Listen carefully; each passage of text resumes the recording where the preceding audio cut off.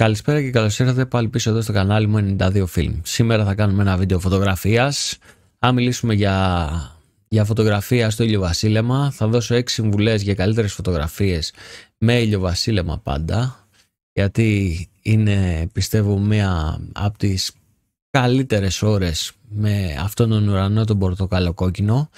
Πρώτη συμβουλή μου για εσάς είναι να κοιτάξετε τη σωστή ώρα. Υπάρχουν αρκετά προγράμματα για το κινητό, τα εφαρμογές στην κατεβάζεις στο κινητό και βλέπεις ποια ώρα είναι το ηλιοβασίλεμα, ποια είναι η σωστή ώρα για το ηλιοβασίλεμα, ούτως ώστε να είσαι στο σωστό σημείο τη σωστή στιγμή που γίνεται η διαδικασία που πέφτει ο ήλιος. Μετά η συμβουλή είναι να υπάρχουν σύννεφα στον ουρανό, να υπάρχει κάποιο για να μπορεί να πέφτει ο ήλιος πάνω, για να δημιουργείται αυτό το πορτοκαλοκόκκινο πάνω στα σύννεφα και να μειγνύονται όλα αυτά μαζί και να έχετε μια πιο δραματική φωτογραφία, να έχει κάτι η φωτογραφία σας. Να βρίσκετε μια σωστή τοποθεσία η οποία να μην έχει βουνοκορφές και οτιδήποτε άλλο σας ενοχλεί από το να δείτε την δύση, δηλαδή τον ήλιο. Το καλύτερο είναι να βλέπετε τον ήλιο να πέφτει μέσα στη θάλασσα, ας πούμε. Τον βλέπετε μέχρι τέλους τον ήλιο.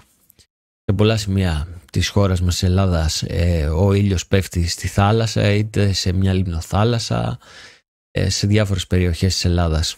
Είναι ωραίο να παθανατήσουμε τη στιγμή που πέφτει ο ήλιος ακριβώς μέσα στη θάλασσα. Αν θέλουμε ένα τέλειο ηλιοβασίλεμα, ας πούμε, με τα τέλεια πορτοκαλοκόκκινα χρώματα. Άλλη μια συμβουλή που έχω να σας δώσω είναι ότι μπορείτε να ρυθμίσετε τη μηχανή σας προτεραιότητα διαφράγματος και σε μια τιμή γύρω στο f5,6 έως το f11. Στα μεσαία διαφράγματα ο φακός γράφει καλύτερα και έχει βέλτιστες επιδόσεις. Επίσης βινιετάρει λιγότερο, ένα πρόβλημα που εμφανίζεται συνήθως σε ευρυγόνιους φακούς. Τα μαύρα, ας πούμε, στις άκρες της φωτογραφίας η βινιέτα, το f5,6 μέχρι το f11 δεν υπάρχει τόσο πολύ. Άλλη μια συμβουλή είναι να στήσετε τη φωτογραφική σας μηχανή πάνω σε ένα τρίποδο. Αν δεν υπάρχουν κραδασμοί, μπορείτε να καταλάβετε κι εσείς ότι δεν θα βγει κουνημένο το ηλιοβασίλεμα, δεν θα βγει κουνημένη η φωτογραφία και θα έχετε μια καθαρή φωτογραφία. Έτσι, αφού θα έχετε προσπαθήσει, θα έχετε τρέξει να βρείτε τη δύση, να βρείτε το σωστό σημείο, καλό είναι να μην βγάλετε κουνημένη φωτογραφία. Σαν εμένα που πηγαίνω και κάνω τα challenge και δεν με νοιάζει τίποτα και βγάζω και κουνημένες και προσπαθώ μετά να κάτσω να τις φτιάξω στο Lightroom. Περισσότερη δουλειά, δηλαδή το να κάθεσαι να φτιάχνεις μια φωτογραφία η οποία είναι κουνημένη είναι περισσότερη δουλειά για σένα. Οπότε δεν το θες αυτό. Ένα τρυποδάκι, ένα καλό τρυποδάκι βασικά, για να μπορεί να αντέξει και το βάρος της φωτογραφικής σου μηχανής. Και μετά να χρησιμοποιήσετε τον κατάλληλο φακό. Ποιος είναι τώρα ο κατάλληλος φακός για να τραβήξετε φωτογραφία το ηλιοβασίλεμα? Η εστιακή απόσταση ενός φακού θα μπορούσε να είναι 24 έως 105. Ένας τέτοιος φακός θα μας επιστρέψει να προσαρμοστούμε με κάθε κανδράρισμα από ευρυγόνιο πλάνο έως πιο σφιχτά κροπαρίσματα. Θα μπορούσαμε να έχουμε το 24 που είναι ψιλοϊπερευρυγόνιο και να πηγαίνουμε προς το 105 που είμαστε έχουμε ένα πολύ σφιχτό πλάνο, ένα σφιχτό καρέ. Εννοείται ότι η γρηγορότερη φακή με f2,8 είναι λίγο καλύτερη κατάσταση με το να βλέπουμε μέσα από το σκόπευτρο, αλλά γενικά θα πρότεινα να έχετε κανένα 2-3 prime φακούς, έναν 24, ένα 50 και έναν 105, που θα δώσουν ένα καλύτερο αποτέλεσμα, πιο καθαρό. Με έναν prime φακό έχεις ένα πιο καθαρό αποτέλεσμα, πιο κρίσταλλο εικόνα από ότι με έναν zoom.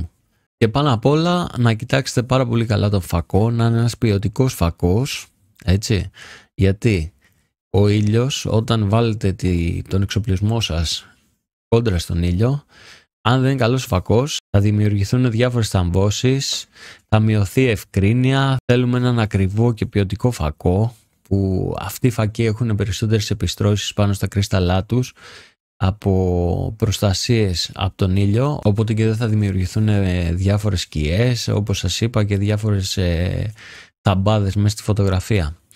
Αυτές ήταν οι 6 συμβουλές. Θα τις ανακεφαλαιώσουμε. Σωστή ώρα που θα βγάλετε τη φωτογραφία. Αυτήν σας είπα μπορείτε να τη βρείτε μέσα από μια εφαρμογή. Η σωστή τοποθεσία θα την έχετε βρει από πριν για να πάτε να τραβήξετε τη φωτογραφία σας. Η καλύτερη τοποθεσία είναι εκεί που μπορείτε να δείτε τη δύση του ηλίου και να δείτε κάπου σε θάλασσα καλύτερα ή ψηλά πάνω σε μια κορφή βουνού, να δείτε τον ήλιο να πέφτει. Μετά να ρυθμίσετε τη μηχανή σας σε ένα σωστό διάφραγμα. Σας είπα από 5,6 μέχρι f11 είναι μια χαρά σαν διάφραγμα για να βγάλετε μια καθαρή φωτογραφία. Μετά να στήσετε τη μηχανή σας πάνω σε ένα τρίποδο, είναι μια καλή φάση για να μην έχετε κουνημένες φωτογραφίες, και έναν φακό ο οποίος να είναι είτε 24 είτε 50 είτε 105 prime είτε 24-105, κάπου εκεί, ή ένα 18-55 ας πούμε, ένα kit φακό μπορείτε να έχετε. Βγάζετε τη φωτογραφία. Τώρα ο kit φακός ίσως σας είπα βγάλει παραμορφώσεις μέσα στην εικόνα, γιατί τα κρίσταλα των kit φακών είναι φτηνά, δεν έχουν πολλές προστασίες, οπότε όταν έχουμε κόντρα τον ήλιο δυσκολεύει η κατάσταση, δυσκολεύει πάρα πολύ η κατάσταση και δημιουργούνται ταμπάδες από το φως του ήλιου μέσα ακριβώς στον φακό. Αυτό ήταν το βίντεο, ελπίζω να βοήθησα όσο μπορούσα. Ό,τι απορία έχετε μπορείτε να την γράψετε στα σχόλια, να την απαντήσουμε, είτε να κάνουμε ακόμη ένα βίντεο να συνεχίσουμε την κουβέντα για το ηλιοβασίλεμα. Αν βρω χρόνο κάποια στιγμή θα βγούμε και έξω να φωτογραφίσουμε το ηλιοβασίλεμα, να δείτε πώς το φωτογραφίζω εγώ, να μου πείτε τι μπορεί να κάνω λάθος κι εγώ, γιατί κανένας δεν τα ξέρει όλα και εγώ μαθαίνω μαζί σας. Σας ευχαριστώ πολύ που παρακολουθήσατε το βίντεο. Μην ξεχνάτε να κάνετε subscribe και like στο κανάλι για να βλέπετε πρώτα τα καινούργια βίντεο που κυκλοφορούν, και κάπου εδώ θα σας αφήσω. Ευχαριστώ πολύ που παρακολουθήσατε το βίντεο. Γεια σας.